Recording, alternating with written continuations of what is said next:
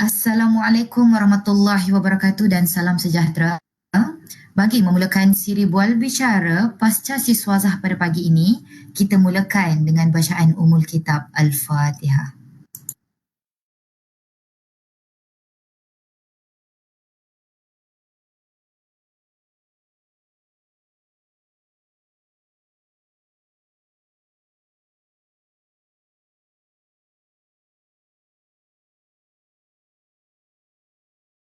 Terima kasih diucapkan atas kerjasama yang telah diberikan.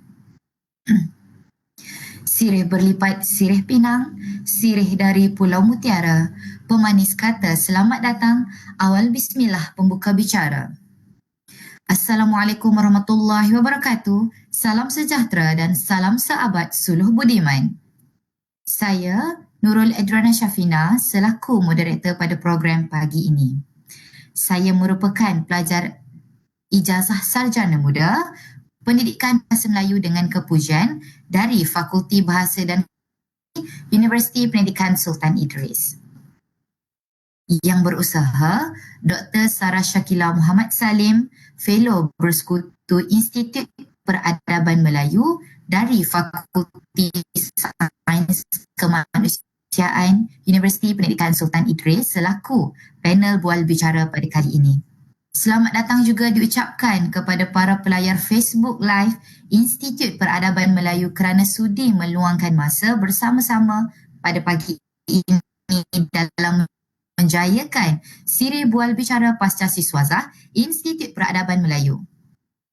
Hadirin sekalian, siri bual bicara pasca siswazah yang akan dilaksanakan dalam 6 siri bertujuan untuk mempromosikan program pasca siswazah di Institut Peradaban Melayu melalui perkongsian kepakaran para fellow bersekutu IPM yang dilantik dari 10 fakulti di UPSI dalam bidang kepakaran masing-masing. Untuk makluman hadirin sekalian, di Institut Peradaban Melayu terdapat 2 program pasca siswazah iaitu Sarjana Peradaban Melayu dan Dr. Falsafah Peradaban Melayu yang ditawarkan dengan mod A, iaitu mod penyelidikan. Siri bual bicara pasca siswazah kali ini memfokuskan kepada bidang genealogi yang akan disampaikan oleh Dr. Sarah Shakila.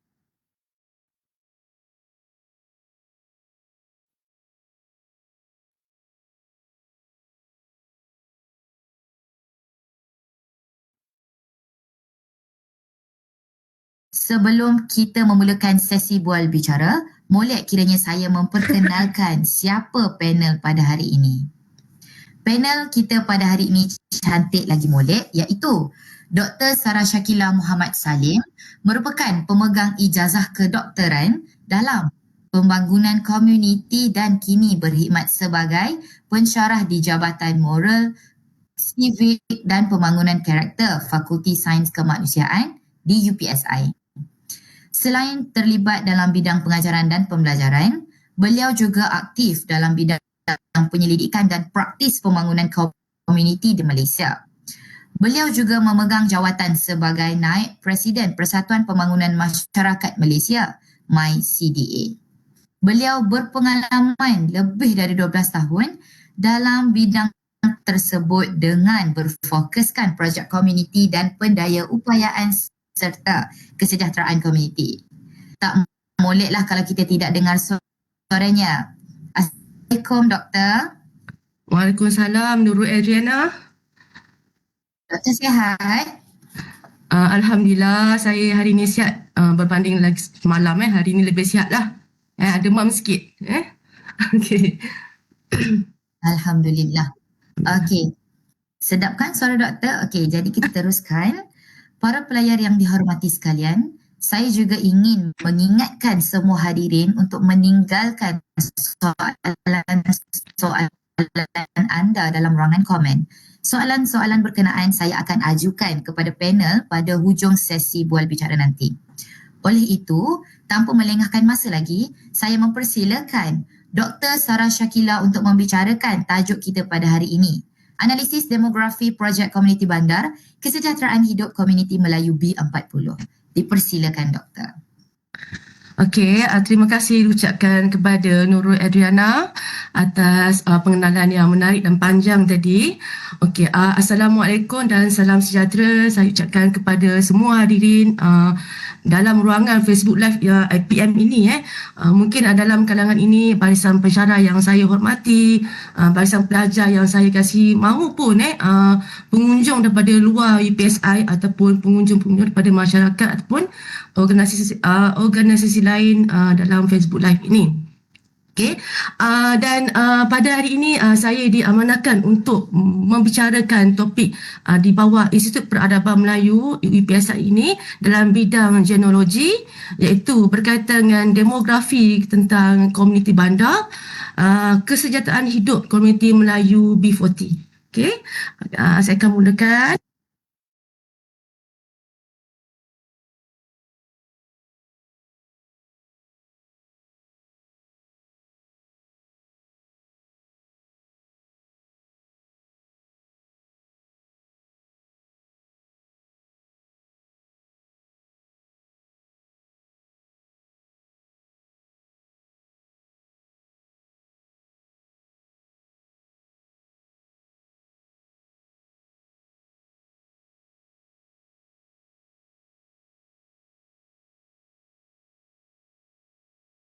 Maaf Doktor.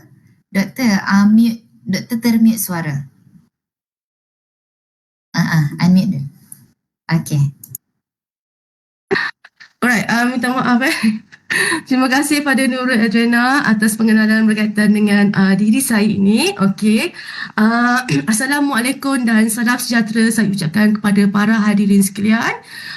Mungkin pada hari ini di Facebook Live IPM ini terdiri daripada barisan pensyarah ataupun akademia yang saya hormati, barisan-barisan pelajar yang saya kasihi, sama ada mungkin dalam kalangan pelajar UPSI sendiri mahupun luar pada UPSI, dan juga badan-badan organisasi ataupun individu-individu yang terlibat dalam sesi bual bicara pada hari ini. Okey, hari ini saya diamanahkan untuk mengendalikan sesi bual bicara dalam bidang genealogi yang berkaitan dengan tajuk analisis demografi komuniti bandar dalam konteks kesejahteraan hidup komuniti Melayu B40. Okey?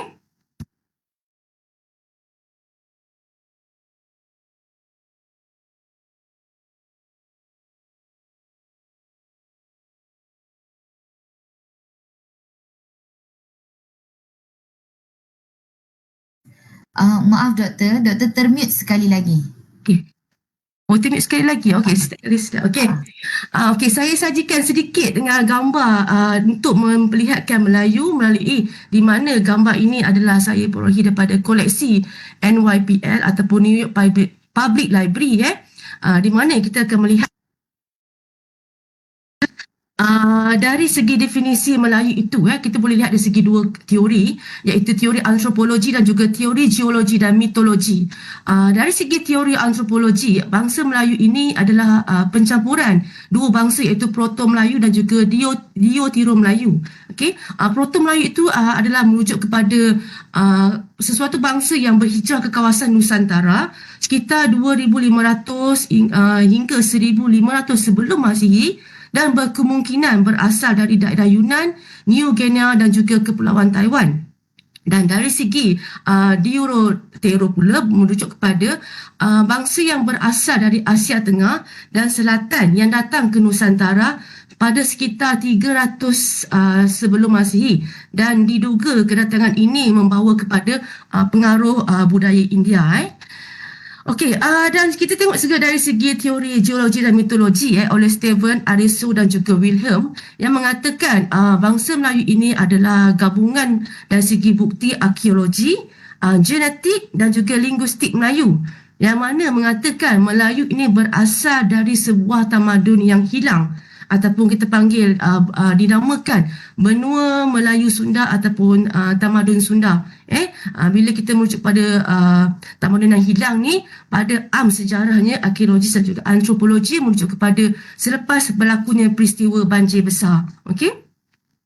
Dan kita lihat pada tahun 1879, Parlimen Hawaii juga di Honolulu telah membincangkan kemungkinan wujud penyatuan dunia melalui Melayu, bangsa Melayu dan Polinesia yang meluas di dalam dunia ini, di mana kita boleh melihat terdapat kepelbagaian kawasan lokaliti yang menunjukkan wujudnya Melayu, termasuklah suku kaum Melayu di Madagaskar.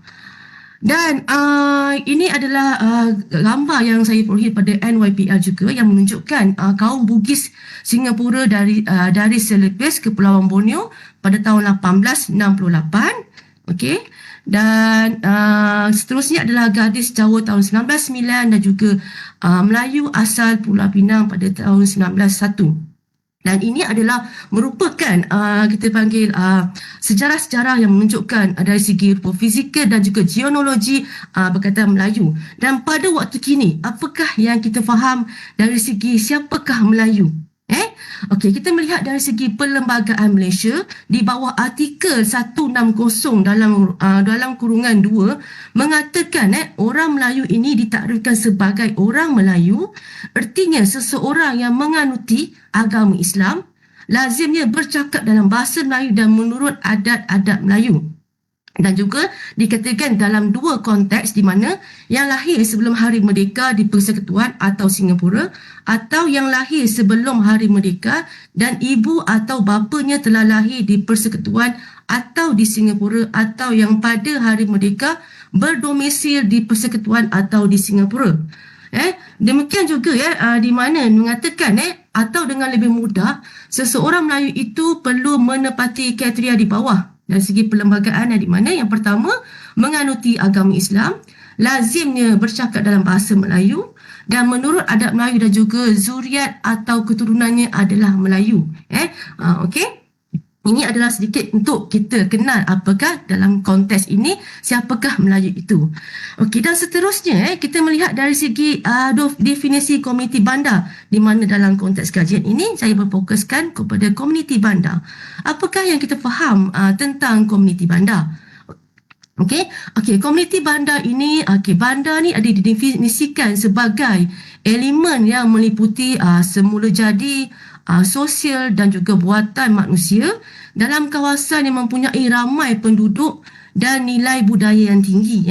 Dan juga definisi yang diguna pakai oleh Knox tahun 2005, bandar ini adalah merujuk kepada terdapatnya fenomena pertambahan penduduk, migrasi atau pemindahan dan perkembangan ruang bandar. Maksudnya perkembangan ruang bandar ini adalah merujuk kepada meluasnya kawasan penghijrahan yang berlaku dari luar bandar ke bandar. Okey. Dan kita lihat sedikit tentang populasi bandar di Malaysia ini. Yang terkini daripada Jabatan Perangkaan Malaysia ataupun DOSM tahun lepas Disember 2022 menunjukkan kawasan bandar diduduki oleh penduduk Malaysia iaitu bersamaan dengan 75.1%.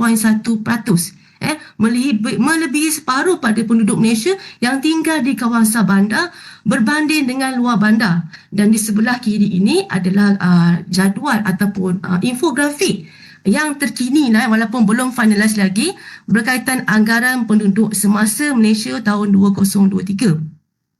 Once finalize, bila kita akan finalize adalah selepas habisnya tahun 2023. Maksudnya dengan kepadatan penduduk 33.4 juta setakat ini, 75.1% itu adalah tinggal di kawasan bandar. So ini menunjukkan kepadatan di kawasan bandar lebih tinggi berbanding di kawasan luar bandar. Dan kita boleh sedikit buat revision ataupun kita buat sedikit flashback. Apakah yang telah dilaksanakan oleh kerajaan dalam konteks ketidakseimbangan ini? Maksud saya, ketidakseimbangan dari segi kepadatan penduduk. Kerajaan pada tahun 2019 telah memperkenalkan dasar kemakmuran bersama 2020 hingga 2030 oleh mantan Perdana Menteri Tun Dr. Mahathir, di mana tujuannya adalah untuk menyeimbangkan antara kawasan bandar dan juga kawasan luar bandar dari segi aspek menstruktur semula ekonomi, dan juga menangani jurang kekayaan dan pendapatan yang menunjukkan ketidaksamaan antara bandar dan luar bandar, dan juga untuk membina semula aspek negara yang kita panggil bersatu dan juga makmur melalui ketidakseimbangan ini dan menjadikan ia lebih seimbang antara kawasan dan juga dalam aspek pembangunan fizikal. Okey. Right. Okey, seterusnya kita akan lihat dari segi komuniti B40. Apakah yang kita faham tentang komuniti B40? Saya maklum mungkin hadirin di sini kita biasa dengar istilah-istilah ini kita terkaitkan dengan apa biasanya? Dengan penerima bantuan kan, yang baru-baru ni kita kaitkan dengan bantuan yang diberikan dalam konteks terpanggil e-madani. So itu kita biasalah kategorikan, kita biasa dengar antaranya B40, M40 dan T20. Dan apakah itu definisi itu dan apakah tujuan klasifikasi itu diadakan? Okey, kita lihat. Okey, rakyat Malaysia secara amnya telah dikategorikan berdasarkan pendapatan isi rumah. Pendapatan isi rumah ini adalah merujuk kepada pendapatan satu isi rumah, termasuklah sama ada suami, isteri ataupun suami ataupun anak, di mana pendapatan dalam isi rumah itu yang semua telah bekerja ataupun mendapat pendapatan bulanan yang menyumbang kepada pendapatan tahunan, di mana kerajaan memberikan klasifikasi 20 teratas T20, pertengahan M40 dan bawah 40% B40. Di mana B40 ini merujuk kepada anggaran pendapatan isi rumah bulanan 3,855 dan ke bawah. Dalam kita sekarang dalam rancangan Malaysia ke-12, iaitu daripada 2021 hingga 2025, di mana sebelum ini iaitu rancangan Malaysia ke-11, terdapat 2.7 juta rakyat Malaysia dalam isi rumah B40. Iaitu 2 juta rakyat Malaysia ini maksudnya lebih pada separuh berpendapatan B40 dan 56% adalah tinggal di kawasan bandar. So separuh daripada klasifikasi pendapatan B40 ini adalah mereka yang tinggal di kawasan bandar. Okey, dan selebihnya ialah di kawasan luar bandar. Okey, dan kita lihat terdapat strategi yang telah diguna pakai oleh dalam rancangan Malaysia ke-11 ini untuk memperbaiki kualiti hidup B40, antaranya meningkatkan pendapatan dan kelaikan keluarga B40, mengatasi kos sara hidup yang tinggi dan juga mengukuhkan sistem penghantaran perisian rumah B40. Dan daripada laporan penyiasatan isi rumah tahun 2019, iaitu selepas fasa rancangan Malaysia ke-11 tamat, menunjukkan ketidakcapaian sasaran untuk komuniti B40. Malahan golongan ini nyata ketinggalan dalam segenap aspek era kemodenan.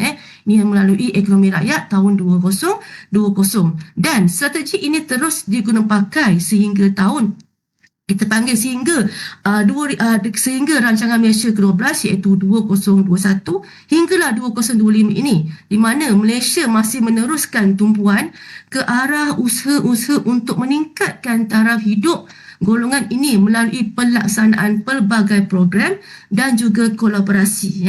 Okey, di sini juga adalah gambar raja berkaitan pengelasan berkaitan dengan komponen B40, M40 dan T20 ini. Okey. Seterusnya saya berpindah kepada apakah yang kita faham tentang kesejahteraan hidup. Apakah yang kita faham tentang kesejahteraan hidup?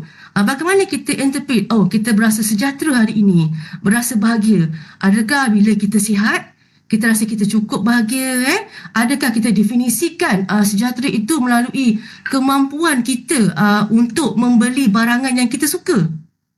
Ataupun kita tafsirkan sejahtera ini melalui dalam konteks kita kata kat sini, sejahtera ini apabila kita dikelilingi kita orang-orang yang baik, orang-orang yang support kita, ataupun sama-sama saling sokong menyokong dan bantu-membantu.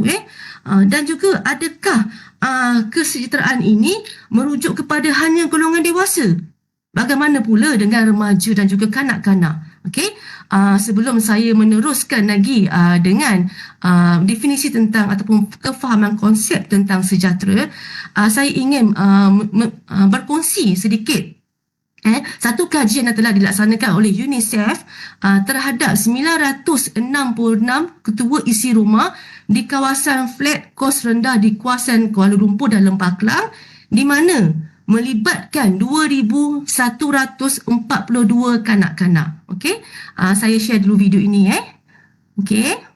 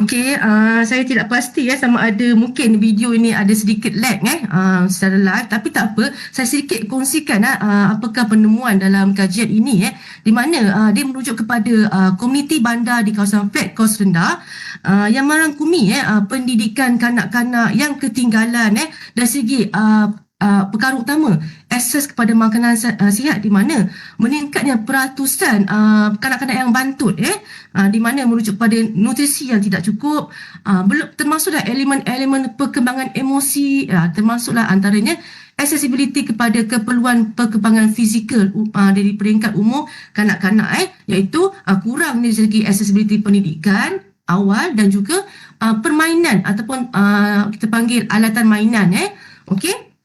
Dan sebenarnya kita boleh lihat dari segi definisi apa itu yang kita maksudkan sejahtera, dan kita kaitkan dia merujuk pada dalam aspek pembangunan komuniti di mana kesejahteraan hidup ini adalah merujuk kepada keseimbangan seimbangnya antara elemen ekonomi, sosial, politik dan kemanusiaan dalam sesebuah pembangunan komuniti maupun negara dan juga matlamat dan objektif pembangunan manusia yang bersifat holistik iaitu holistik ni menyeluruh, dia bukanlah menyentuh pada satu-satu elemen dan terlampau difokuskan elemen itu tanpa mempedulikan elemen-elemen lain yang dianggap penting. Dan juga yang ketiga kesejahteraan ini juga adalah merangkumi proses yang baik ataupun sejahtera, ataupun sebaliknya. Bila kita katakan proses, ia adalah satu jangka masa yang panjang dan memerlukan penilaian dari semasa ke semasa, di mana ia adalah merujuk kepada berkemungkinan elemen-elemen itu telah wujud ataupun telah dibuang ataupun ditambah baik. Seperti kita sedia maklum, keadaan semasa yang menentukan elemen kesejahteraan. Sebagai contoh, kita ambil yang terkini yang pernah berlaku pada kita semua di negara ini pada sekitar berlakunya COVID tahun 2020, 17 Mac 2020 di mana elemen kesejahteraan itu berubah. elemen psikologi, emosi lebih diberi penekanan kerana kita tidak boleh bergerak ataupun kita tidak boleh bersosial dalam konteks yang lebih meluas.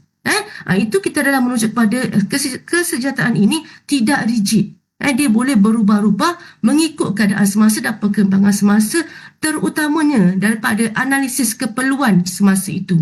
Okey? Dan kita tengok sedikit bila kita kaitkan dengan kesejahteraan hidup, kita di negara kita ada pengukuran setiap tahun yang dikeluarkan melalui IKRM, iaitu Indeks Kesejahteraan Rakyat Malaysia tahun 2022. Ini kita ambil yang tahun lepas lah yang updated. Tahun ni kita akan sebut pada tahun depan di mana dia merangkumi 14 komponen dan juga 64 indikator ataupun pengukuran untuk 14 komponen tersebut, di mana komponen itu merangkumi 25 aspek ekonomi dan 39 sosial. Dalam pada tahun 2022 itu tiga kita panggil subkomponen ini menunjukkan peningkatan iaitu hiburan dan juga rekreasi, pengangkutan dan juga kebudayaan, dan tiga negeri yang menunjukkan penambahan indeks iaitu Sarawak, wilayah Persekutuan dan juga Perak. Okey, dan maklumat lanjut ini kita semua boleh dapat melalui Indeks Kesejahteraan Rakyat Malaysia ini. Okey. Oleh itu dalam konteks ini saya telah memilih tiga perspektif untuk mengukur dan juga kita panggil untuk mengetahui analisa berkaitan dengan kesejahteraan komuniti bandar ini melalui tiga perspektif, iaitu yang pertama ekonomi, sosial dan juga perspektif kemanusiaan. Okey, kita pergi kepada seterusnya adalah berkaitan dengan latar belakang projek ataupun yang kita panggil kajian yang terlibat dalam konteks analisa ini. Okey, yang pertama sebelum kita pergi kepada data, kita semua sedia maklum sebenarnya sejarah pembangunan komuniti ini merujuk kepada usaha-usaha yang dilakukan oleh kerajaan ataupun badan yang berkuasa untuk memperbaiki kualiti hidup rakyat Malaysia sendiri dari semasa ke semasa. Bermula dengan sebelum mencapai kemerdekaan, dengan kemerdekaan termasuklah yang kita familiar, dasar ekonomi baru, sehinggalah gerakan desa wawasan membawa kepada dasar sosial negara dan juga yang terkini melalui dasar kemakmuran bersama, dan kita juga ada rangka-rangka plan strategik melalui apa? Melalui rancangan Malaysia tersebutlah, rancangan Malaysia ke-11, ke-12 dan sebagainya. Usaha ini adalah untuk mengukur indikator dan tahap pencapaian yang telah diusahakan dan akan diusahakan oleh kerajaan, di mana ia juga melibatkan usaha sama antara kerajaan ataupun badan bukan kerajaan dengan komuniti ataupun komuniti setempat.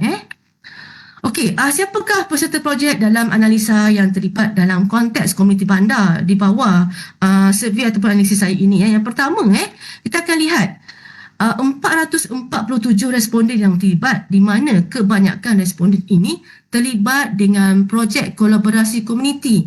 Okey, projek kolaborasi komuniti ini adalah merujuk kepada projek yang diusahakan antara komuniti ataupun penduduk setempat dengan organisasi luar, sama ada kerajaan ataupun bukan kerajaan maupun NGO ataupun badan-badan swasta. Dan penilaian ini dilakukan daripada tahun 2018 sehinggalah 2022 dan di kawasan Lembah Kelang ataupun di kawasan Kuala Lumpur, terutama di kawasan PPR ataupun kawasan perumahan kos rendah di kawasan Lembah Kelang, itu Kuala Lumpur dan Selangor.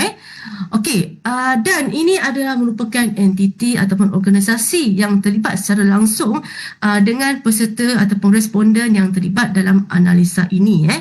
Okey. Dan ini merupakan demografi ini adalah berdasarkan komuniti Melayu, di mana persentage untuk perempuan adalah 31.8 dan lelaki adalah selebihnya, iaitu 28.8%. Dan minimum untuk mid umur untuk peserta dewasa ini adalah 42.7. Dan seterusnya daripada jumlah responden ini menunjukkan 15.2% adalah belia. So yang pertama ini adalah dewasa, belia dan kanak-kanak lah. So beliau ini min umur dah 21.8 dan majoriti adalah kita tengok sini lelaki dan selebihnya perempuan. Dan begitu juga dengan pengukuran terhadap golongan kanak-kanak iaitu 24.2% yang terlibat dalam analisis ini, di mana minimum min umur ataupun purata umur adalah 12.7. Okey, seterusnya kita akan lihat dari segi aspek ekonomi, sosial dan juga kemanusiaan. Apakah indikator yang diguna pakai dalam elemen ekonomi Okey, dalam mengukur tahap kesejahteraan ekonomi ini kita melihat ada kepada dari segi aspek pendapatan bulanan yang mencukupi dan seterusnya kemampuan membuat perancangan perbelanjaan bulanan, kemampuan berbelanja untuk memenuhi keperluan ataupun keinginan, kemampuan ataupun kebolehan membayar bil tanpa tunggakan, melancong dan juga mempunyai pilihan rawatan kesihatan, dan seterusnya indikator melalui kebolehan dan kemampuan membuat simpanan, tabungan simpanan daripada pendapatan bulanan ataupun pendapatan yang dibolehi.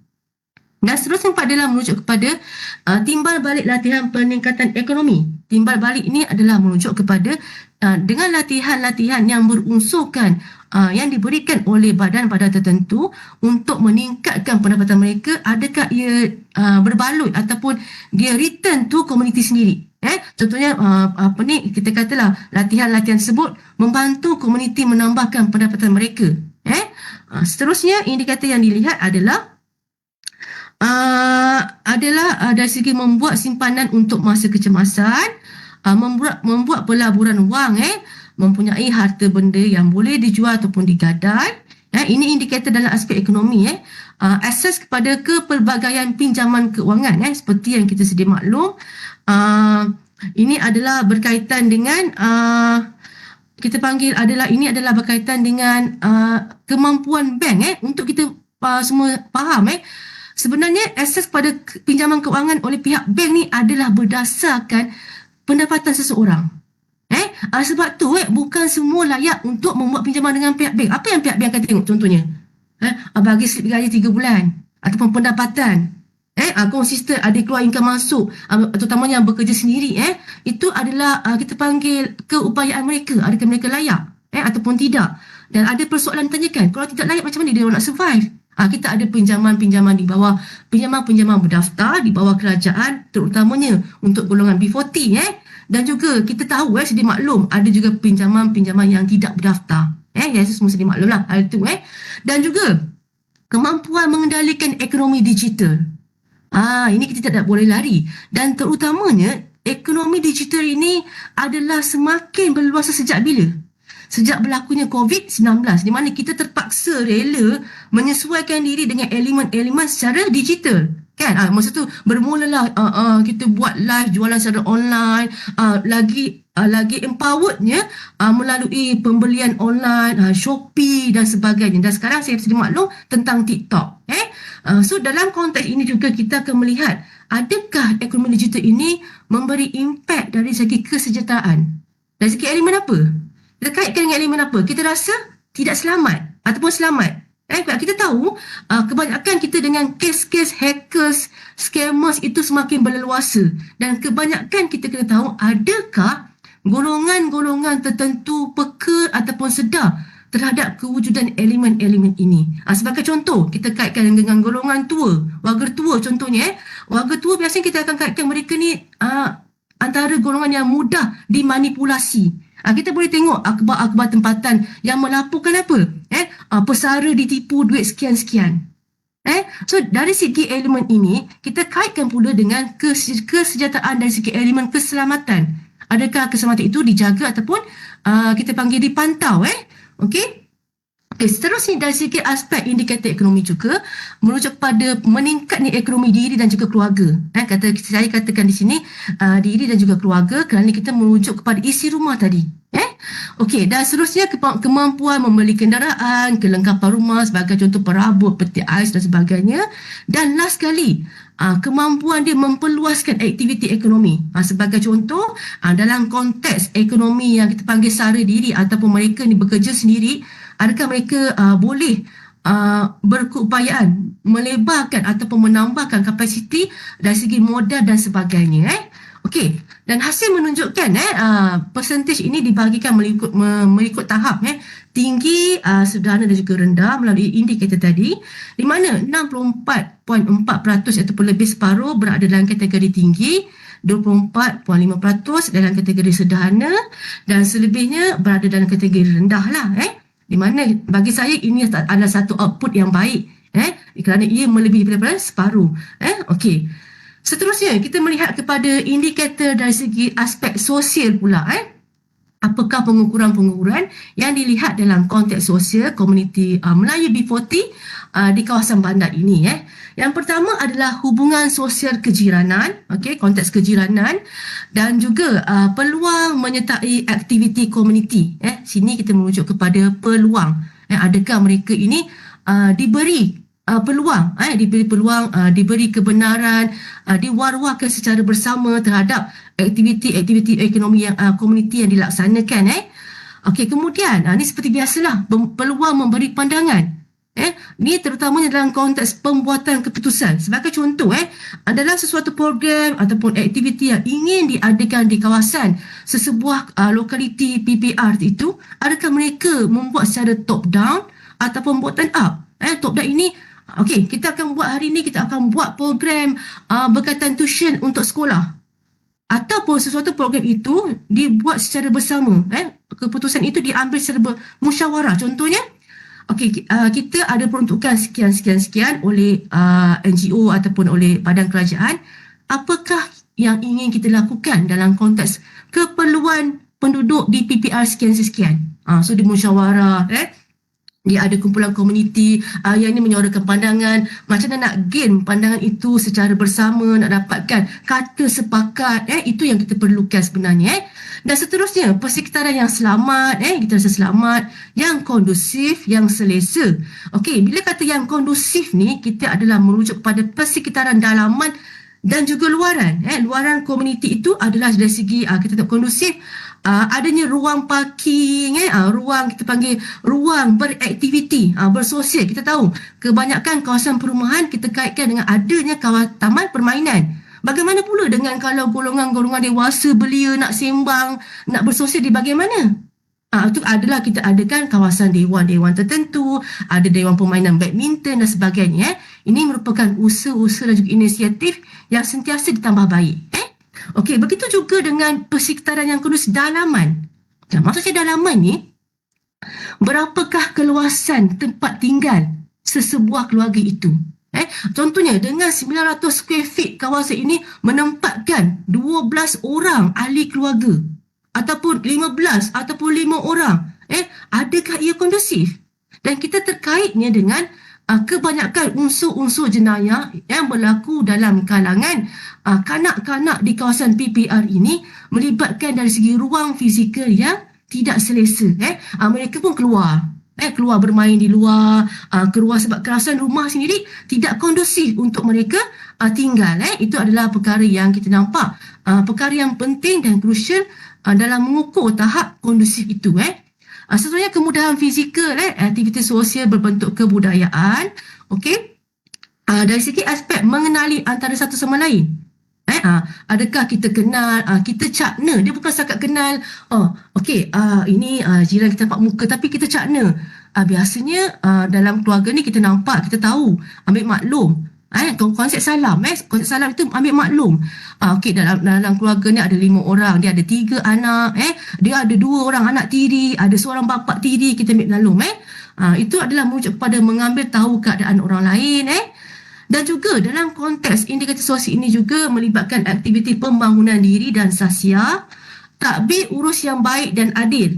Ini adalah merujuk kepada elemen sosial, tetapi dalam elemen kepimpinan. Kita sedia maklum, dalam kebanyakan organisasi komuniti, sama ada luar bandar atau bandar, kita akan ada organisasi macam seperti mana JKKK kalau kawasan luar bandar, ataupun kita panggil RKT, rukun tetangga dan sebagainya, dalam sebuah kawasan tempat tinggal. Kemudian, penglibatan dengan pihak luar. Adakah komuniti ini terlibat dengan pihak luar? Sebagai contoh, kita terlibat dengan pihak-pihak sekolah, PIBG, mendapat sokongan dan dorongan antara komuniti, iaitu di mana menunjuk kepada kita mendapat sokongan. Contohlah, dalam kita semua sepakat dalam konteks sokongan dan dorongan ini, biasanya kawasan PPR ini terkait dengan space ataupun ruang. Kita tahu kebanyakan ruang ini merujuk kepada ruangan parking, ruangan beraktiviti, ataupun kita tahu aktiviti kemasyarakatan seperti majlis perkahwinan. Semua sedia maklum. Okey, minggu ni ada majlis perkahwinan, so ruang-ruang tertentu diguna pakai. Itu antara merujuk kepada elemen-elemen sokongan dalam komuniti lah. Begitu juga dengan sokongan dan dorongan luar komuniti. Contoh ni melibatkan antara komuniti dan juga pihak-pihak berkepentingan ataupun stakeholder. Dan last sekali adalah merujuk kepada perpaduan kaum dalam kejiranan. Maksudnya dalam sesebuah komuniti PPR ataupun low cost ini, jika mereka ada konteks kaum yang lain, di sini juga kita memperlihatkan ada dua analisa yang berkaitan, iaitu yang pertama kaum dalam Malaysia, dan yang kedua adalah kita panggil foreigner, kaum-kaum yang bukan Malaysia, yang non-Malaysia. Di mana kalau kita lihat penambahan non-Malaysia itu semakin bertambah. Sebagai contoh, ada kita tahu Indonesia, Myanmar, Iranian, Pakistani, Rohingya dan sebagainya. Inilah menunjukkan lagi bertambah rumitnya ataupun bertambah kompleksnya dari segi perpaduan kaum dalam kejiranan itu. Okey, dan akhir sekali kita akan melihat dari segi output sosial ini dari segi tahap dia, iaitu tahap dia pun melebihi pada separuh, iaitu kategori tinggi, dan juga dari segi pencapaian kesejahteraan sosial ini, di mana hanya 10.1% berada dalam kita panggil tahap yang berasa rendah lah, di mana kategori tadi mereka tidak rasa memenuhi keperluan mereka. Okey, dan kita akan lihat dari segi yang ketiga, indikator berkaitan dengan kemanusiaan dan juga output dia.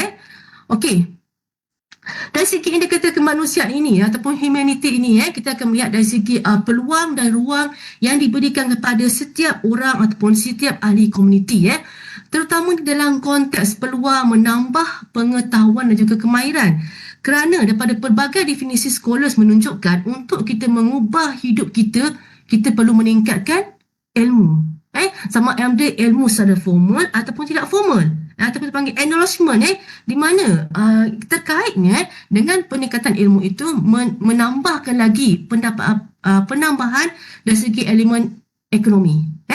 Dan juga akses pada kesihatan yang baik. Akses pada kesihatan yang baik tadi, seperti video yang saya telah tunjukkan, iaitu keperluan mereka ataupun kemampuan mereka mendapat makanan yang berzat dan bernutrisi. Kita tahu sedia maklumlah makanan berzat bernutrisi itu seimbangnya tahap-tahap gizi-gizi makanan seperti protein, karbohidrat, vitamin dan so on. Okay? Dan seterusnya kemanusiaan itu juga merujuk pada kesesuaian ruang dalam rumah, kestabilan emosi, emosi yang stabil. Maksudnya emosi yang stabil ini adalah merujuk kepada kemampuan dia mengendalikan emosi dengan baik.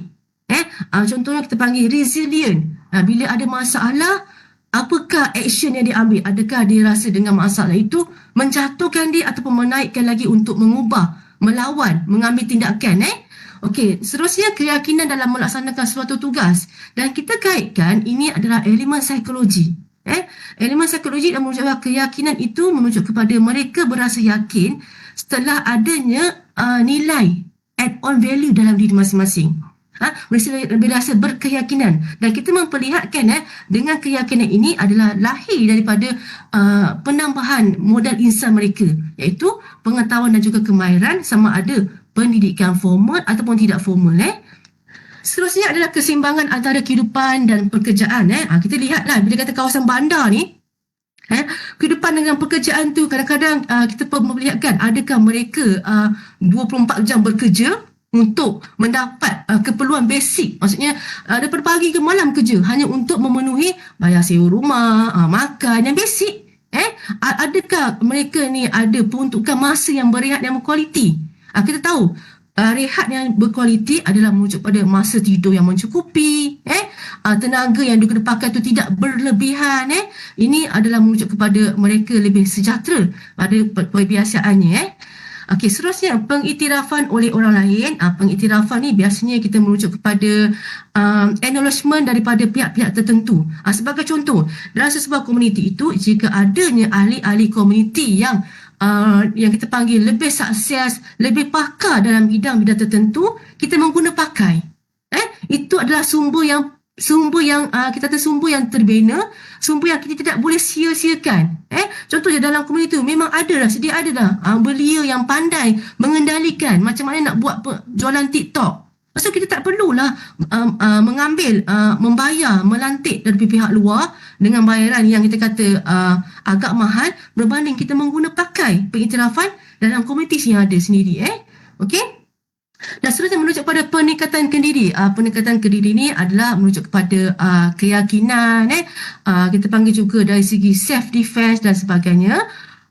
Proaktif dalam tindakan. Dia kata proaktif ni bukan reaktif tau. Proaktif ni dia tahu bila masa nak bertindak, dia sedar itu adalah masalah dan isu yang perlu diselesaikan. Proaktif dan mempunyai daya ataupun sumber yang berterusan, penerimaan oleh komuniti, dan yang ni adalah penting nilai dan kepercayaan antara ahli komuniti.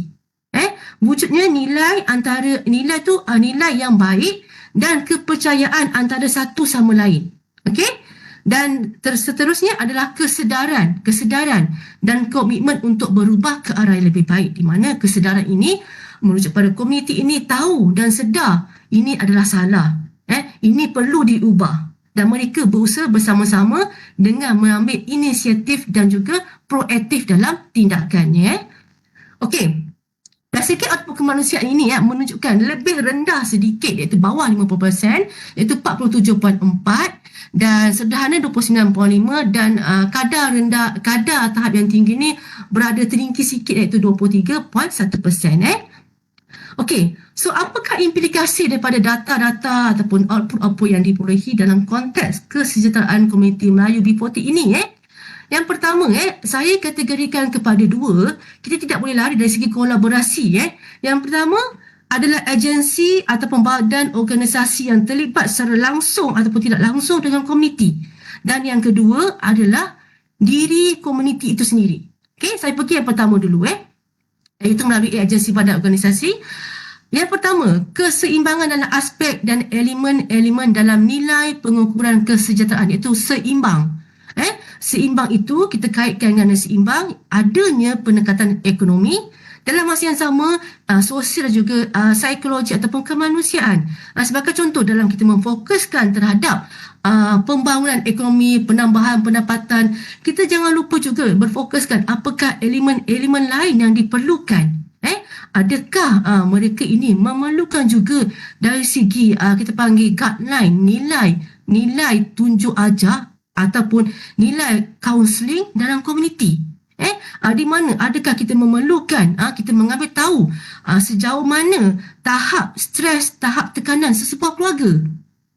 Kita memperlihatkan pengukuran ini perlu seimbang dan tidak berfokus pada satu-satu elemen sahaja. Okey. Yang kedua adalah komprehensif. Komprehensif ni pendekatan itu bukanlah kepada golongan-golongan tertentu sahaja. Seperti saya sedia maklum bukan pada dewasa sahaja tetapi kita perlu fokuskan pada golongan dewasa awal, dewasa pertengahan, dewasa akhir ataupun golongan tua, di mana kita sedia maklum penambahan golongan tua juga sedikit sebanyak memberi impak kepada tahap kesejahteraan sesebuah keluarga. Kita sedia maklum ada istilah family sandwich di mana family itu terdapatnya family yang terdapat golongan tua, golongan warga tua yang warga emas yang mereka perlu cakna ataupun perlu ambil tahu, perlu jaga terutamanya warga tua yang tidak sihat dan sebagainya. So komprehensif dan dia melibatkan dari segi perancangan, bersama-sama merancang, bersama-sama melaksanakan dan bersama-sama membuat penilaian. Okey, ini daripada pihak atasan ataupun kita panggil top down daripada segi agensi atau badan organisasi. Dan yang ketiga, elemen yang ketiga adalah professionalism. Okey, sebelum tu saya beritahu nilai ini adalah model ini adalah saya namakan model rakan strategik kesejahteraan yang dibina daripada berdasarkan data-data yang saya perolehi. Okey, nilai profesionalisme ini kita merujuk kepada siapakah ejen-ejen perubahan ataupun armchair yang terlibat dalam konteks perubahan meningkatkan kesejahteraan dalam komuniti. adakah mereka mengamalkan nilai dan etika profesional yang sebenar dalam konteks membawa perubahan. Kita sedia maklum nilai profesionalism ini merujuk pada nilai-nilai yang perlu dibawa, yang perlu dijaga, yang perlu diemphasiskan, yang perlu ditekan oleh mereka, oleh ejen-ejen perubahan ini di mana bukanlah secara sambil lewa, bukanlah sembrono, semata-mata boleh buat apa saja, mengeluarkan statement anything terhadap komuniti. Dan yang kita lihat juga dari segi yang keempat, yang terakhir adalah penilaian berterusan. Yang ini sangat saya emphasiskan di mana kita lihat perubahan yang ingin kita bawa ini adalah perubahan yang bersifat berpanjangan, berterusan, melibatkan proses. It's not product, it's proses. Bila kata proses ini kadang-kadang dia berubah. Seperti saya kata, adanya tiba-tiba berlakunya pandemik, adakah dia masih sama ataupun tidak? So dia perlu dinilai secara berterusan dan berkala dan bersistematik. Dan seterusnya model, saya panggil model pembangunan kesejahteraan diri yang dibina berdasarkan data-data yang diperolehi dalam kajian saya, iaitu saya develop satu nilai dalam diri komuniti sendiri. Dalam nilai diri seseorang itu di mana kita melihat seseorang itu sebenarnya perlu, individu itu ataupun komuniti perlu mewujudkan, perlu adanya nilai kesedaran diri untuk berubah. Dalam ini saya menekankan konsep KISAJ. So, K itu adalah khalifah, kita semua adalah khalifah, I itu ikrar, S itu salam, mengambil tahu hal orang lain, A itu adab, apakah adab-adab yang kita guna pakai dalam konteks kehidupan seharian kita, dan J itu adalah jemaah, secara bersama. Adakah kita ni individualistik, kita menjaga hal kita, menjaga hal keluarga kita, pedulilah orang lain, biarlah dia, kan? Ataupun kita mengambil tahu, kita dapat makan yang sama, kita pastikan jiran-jiran kita dapat makan juga. Begitu, ini konsep nilai kesedaran diri, di mana ia memerlukan satu spesifikasi role model ataupun kita panggil contoh diri, yang mana kita akan memperlihatkan apakah role model yang kita boleh guna pakai setiap orang itu, apakah dia panggil pakar rujuk yang dia merujuk, di mana role model ini sebenarnya membantu kita untuk memandu arah pembangunan diri kita. Contohlah kita pakai role model tertentu, figure-figure politikal ataupun figure-figure sejarawan, ahli agama, dan apakah justifikasi dan apakah yang kita mahu daripada role model tersebut. Di mana dalam role model ini, dalam nilai kesedaran ini, kita wujudkan juga interaksi dan perkongsian. Maksud interaksi dan perkongsian ini, berlakunya interaksi ini dan perkongsian ini perlu konsisten. Kita tidak boleh simpan, kita tidak boleh menyimpan, kita panggil sesuatu info, sesuatu manfaat yang baik pada diri kita saja. Kita perlu berkongsi dengan orang lain. Itu adalah kita konsep jemaah. Dan saya kaitkan juga dengan nilai kesedaran ini dengan generasi baru. Kita selalu lupa bahawa kita adalah generasi yang ada warisan-warisan dia. Kita ada generasi, mungkin sekarang kita nampak kanak-kanak, tetapi kanak-kanak itu adalah potensi yang akan pegang, akan mentadbir urus negara kita dengan baik. Apakah persediaan yang kita berikan untuk mereka? Apakah peranan kita untuk memastikan generasi muda, generasi baru ini lebih baik daripada kita sekarang? Itu yang kita mahukan. Dan kita melalui pendekatan kepimpinan. Pendekatan kepimpinan tu, golongan dipimpin, kita panggil golongan-golongan yang dewasa lah. Dan kepimpinan itu boleh jadi juga dalam kalangan mereka, dalam konteks belia. Siapa pemimpin? Dalam konteks itu, apakah peranan? Dan kita biasa dengar kepimpinan, organisasi, kerja kumpulan itu disebut-sebut sebagai retorik. Retorik itu disebut sebagai biasa. Siapa pemimpin? Kita ada kumpulan kepimpinan. Tapi dari segi kualiti, dari segi pelaksanaan dia, adakah kita betul-betul menjadi pemimpin atau sangat pengurus? Berbeza antara leadership dan juga manager. Dia sangat berbeza. Okey? Dan akhir sekali, untuk sebagai penutup, untuk saya melihatkan penutup dalam konteks kesejahteraan ini, saya pakai dari segi konsep kita panggil model ekologi sosial Brofan Banner. Brofan Banner ni dia sangat, kita panggil, sangat sistematik, di mana model ini memperlihatkan dalam konteks yang kecil, sederhana, besar ataupun sederhana, kecil dan juga yang besar, di mana mikrosistem, ekosistem dan makrosistem, di mana untuk mencapai makrosistem melalui ekosistem dan juga elemen kecil mikrosistem itu dan ini juga memperlihatkan dari segi action sebenar ataupun actual action Kita lihat dari segi top down dan bottom up. Dari segi top down, kita sedia maklum negara kita terikat dengan peraturan perlembagaan, undang-undang dan sebagainya, dan kita ada badan-badan politik yang membuat keputusan, decision making, policy maker, di mana mereka ini dalam konteks yang makro. Bagaimana konsep makro ini perlu disesuaikan, perlu diselaraskan dengan seimbang. Adanya komunikasi antara makro dan juga mikro. Contohnya dalam pelaksanaan makro itu, untuk menambahkan ekonomi rakyat, adakah mereka berhubungan, adakah mereka mendapat maklum, adakah mereka berkomunikasi dalam elemen-elemen eko dan juga mikrosistem. Dalam elemen mikrosistem juga, adakah mereka ni berorganisasi, organize, tersusun, dan adakah mereka communicate. Communicate tu bukan setakat menyampaikan mesej, tetapi mesej itu disampaikan dan disebarkan dan difahami secara bersama. Maksudnya, apa yang kita faham A, kita sampaikan secara A dan kita sebarkan secara A. Yang paling kita tak nak huru-hara, orang terangkan tentang A, dia faham B, dia sebarkan C. Itu huru-hara, dia tak ada communicate yang baik. Tak ada mesej yang selari, itu tak nak. Dan elemen ini sebenarnya memerlukan penyelidikan, memerlukan kerjasama, memerlukan eksplorasi, memerlukan kita panggil kolaborasi, kita panggil kerjasama dengan pihak berkepentingan dan komuniti. Ini sangat perlu dan sangat kita hargai jika ada badan-badan tertentu yang ingin mengambil cakna ataupun mengetahui bekerjasama dalam konteks ini, kerana kita ingin lahirkan kesejahteraan hidup yang lebih berkualiti. It's not quantity saja, tapi berkualiti. Lebih berkualiti maksudnya bagaimana itu kualitinya? Adalah mereka betul-betul dia mengukur apakah keperluan yang sebenarnya. Gitu. Okey. Akhir sekali saya akan ambil sedikit petikan daripada Zakbar, daripada UPSI ataupun UPSI ini, kita terkait dengan pejabat karang mengarang, iaitu Pendeta Zakbar tahun 1865 hingga 1973. Dalam risalah kedua dia, kita ada 3 risalah dalam bab kedua yang dikatakan oleh beliau tentang kekurangan kita dalam sifat ini. Kekurangan bangsa Melayu dalam sifat ini, iaitu statement yang diberikan, orang-orang yang berakal apabila telah melihat atau mengetahui contoh yang baik, perubahan yang baik di tahun itu baik, bolehlah terbangkit hemahnya, pendiriannya, nilai tingginya untuk berubah, untuk membuat seperti itu. Tidak boleh membiarkan diri dalam takut lama tanpa ada perubahan. Dan itu adalah konsep hijrah.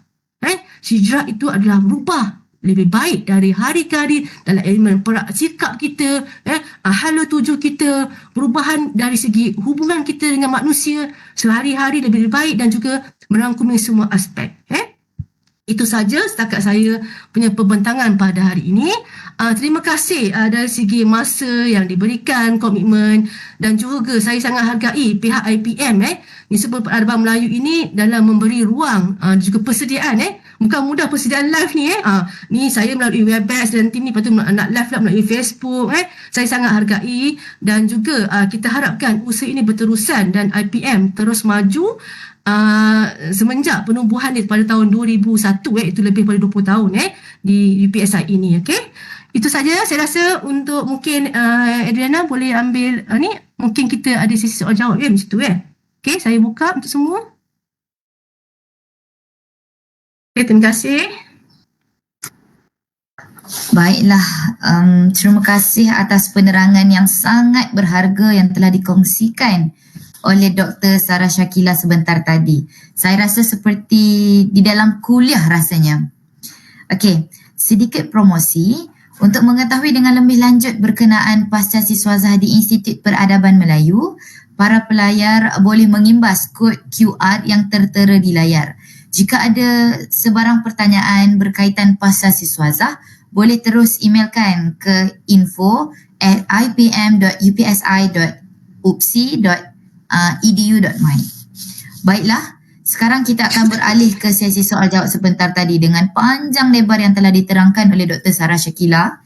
Jika terdapat apa-apa soalan yang ingin diajukan kepada penceramah kita, sila tinggalkan di ruangan komen untuk saya ajukan kepada penceramah. Okey, baiklah. Untuk soalan kita yang pertama, Doktor, saya nak tanya sebenarnya apakah genealogi ni doktor ya, boleh terangkan dengan lebih lanjut serba ringkas. Dipersilakan doktor. Okey, alright. Terima kasih Adriana. Okey, untuk bidang saya ialah bidang pembangunan komuniti ataupun kita panggil sebenarnya dia berada dalam konteks sosiologi Tetapi bila dikaitkan dalam nak alignkan dengan Institut Peradaban Melayu, okey, kita kaitkan juga genealogi ni adalah kita panggil susul galur berkaitan dengan kajian genetik ataupun gen ataupun warisan So dalam konteks sosiologi pembangunan komuniti yang saya kaji kebanyakannya adalah terdiri pada rakyat Malaysia dan terkaitnya ada pelbagai kaum dan kita tahu majoriti adalah kaum Melayu. So kita menyusul ataupun susul galurkan antara konteks pembangunan itu dengan genetik ataupun genealogi susul galur berkaitan dengan kaum Melayu lah, di mana perbincangan sejajar dengan perbincangan saya hari ini iaitu kita panggil konteks tentang komuniti Melayu B40 lah. Tadi saya kenalkan sikit sejarah Melayu sedikit sebanyak definisi konsep Melayu dan sebagainya. Okey? Right, harap menjawab Okey? Okey, terima kasih doktor. Terdapat satu soalan yang diajukan. Doktor, pendidikan merupakan tunjang negara. Apakah pendapat doktor dengan mengasingkan pendidikan dengan latar belakang sosioekonomi keluarga? Contohnya kita asingkan pendidikan dengan anak daripada B40, M40 dan T20. Apakah pendapat doktor? Okey, dalam kita menyebut tentang konteks pendidikan ini sebenarnya pendidikan is not comparison. Pendidikan itu bukanlah kita kata pendidikan itu adalah untuk kita meletakkan siapa lebih bagus, lebih pandai, tapi pendidikan itu adalah basic need. Keperluan hidup seseorang untuk berubah, untuk mendapat ilmu yang lebih baik, seperti mana yang diturunkan oleh ayat Al-Quran sini itu berkaitan Iqra. Iqra itu bukan setakat membaca, menguji, mengira, mengambil tahu, itu adalah berkaitan dengan Iqra, ataupun meramal dan sebagainya. Namun begitu, dalam konteks kita melihat dalam konteks komuniti bandar ini, kita tidak dapat lari dari segi kepelbagaian accessibility terhadap pendidikan. Di mana sebagai contoh dalam komuniti, kita ambil contoh komuniti bandar dalam sebuah sekolah. Dalam sebuah sekolah itu wujudnya golongan-golongan B40, M40 dan juga T20. Untuk menyampaikan ilmu, menyampaikan pendidikan, kita tidak boleh sekat. Okey, ini adalah untuk M40 saja, untuk T20 saja ataupun accessibility ataupun kita panggil keperluan ini berdasarkan kepada mereka patut dapat ataupun tidak. Itu yang dibuat oleh kerajaan. Accessibility adalah untuk semua, pendidikan untuk semua. Namun begitu, kita boleh melihat, mengukur semula pendidikan ini berdasarkan keupayaan. Keupayaan mereka. Kita sedia maklum, kadang-kadang kita lihat pencapaian pendidikan akademik itu berdasarkan kepada pencapaian akademik semata-mata nilai A, grade A, B, C, berbanding kita melihat kepada keupayaan seseorang. Kadang-kadang kita memperlihatkan mendapat A dengan tuition, dengan ada tuition homeschool, home tuition dan sebagainya, berbanding pelajar yang tidak skor ini tidak dapat apa-apa akses kepada pendidikan. Itu yang pertama lah. Dan kita tidaklah melihat pendidikan ini berdasarkan dari formal pendidikan iaitu nilai grade semata-mata. Pendidikan ini juga melibatkan pendidikan perubahan akhlak dan juga nilai-nilai moral dalam diri seseorang. Okey, berbalik kepada keupayaan tadi. Bila kita kata pasal keupayaan, kita melihat, contohlah antara golongan-golongan yang kita bagi-bagikan mengikut sektor ekonomi ini adalah keupayaan-keupayaan yang mungkin kita kaitkan dengan elemen ketidakupayaan dari segi kesihatan fizikal ataupun kesihatan mental.